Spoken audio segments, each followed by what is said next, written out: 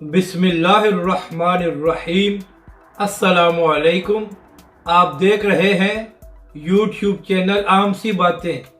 Senior صحافی نے شہباز شریف اور اس کی حکومت کی چترول کر دی اور سب لوگ علامہ سعد حسین رضوی کی بات ماننے پر مجبور ہو گئے ہیں۔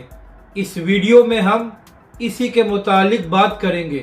ناظرین کرام، شہباز شریف اور پی ڈی ایم نے عمران خان صاحب کی حکومت یہ کہہ کر ختم کی تھی کہ عمران خان نے پاکستان کی اکانومی کو تباہ کر دیا ہے اور ہم لوگ حکومت میں آ کر پاکستان کی معاشی حالت کو بہتر کریں گے۔ لیکن جب سے شہباز شریف صاحب وزیر اعظم بنے ہیں تو پاکستان کی معاشی حالت پہلے سے بھی زیادہ بدتر ہو گئی ہے اور آئے روز ڈالر کی قیمت بھی 1 یا 2 روپے اوپر جا رہی ہے اور پاکستانی عوام پہلے سے زیادہ مہنگائی میں پس رہی ہے۔ تو اسی حوالے سے سینئر صحافی اور سما نیوز کے اینکر احتشام الدین صاحب نے اپنے پروگرام میں شہباز شریف اور ان کی حکومت پر شدید تنقید کی ہے۔ بیرسٹر احتشام الدین صاحب نے کہا کہ اگر شہباز شریف اور ان کے اتحادیوں کے پاس کوئی پلان نہیں تھا کہ ہم نے حکومت میں آ کر کرنا کیا ہے تو پھر ان لوگوں نے محض سیاسی بدلہ لینے کے لیے عمران خان صاحب کی حکومت کو کیوں ختم کیا۔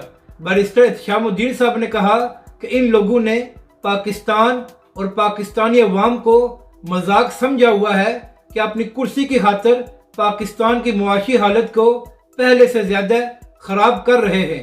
سینئر صحافی نے کہا کہ اگر شہباز شریف اور ان کے اتحادی اس قابل نہیں ہیں کہ کوئی بڑا فیصلہ کر سکے تو بہتر حال یہی ہے کہ نئے انتخابات کرائے جائیں۔